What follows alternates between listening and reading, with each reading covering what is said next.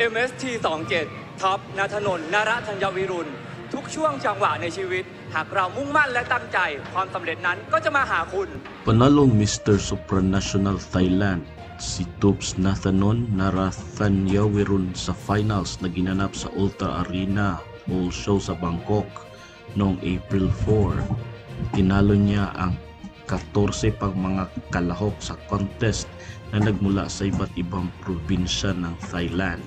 Dahil dito siya ang magiging pambato ng kanyang bansa sa gaganaping Mr. Supranational Finals ngayong July sa taong ito na gaganapin sa Poland.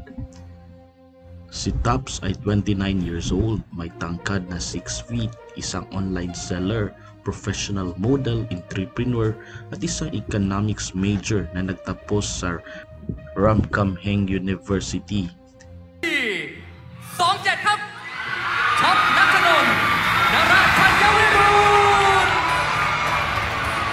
Hindi na bago kay Tups ang male pageant sapagkat siya ay sumali na sa Mr. Supranational Thailand noong 2017 bilang Mr. Supranational Trang.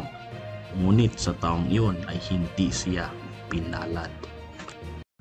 Ikinagagalak ng maraming Pilipino ang kanyang pagkapanalo at isa na ngayon si Tups sa mga paborito ng mga Filipino netizens na manalo sa Mr. Supranational sa Poland.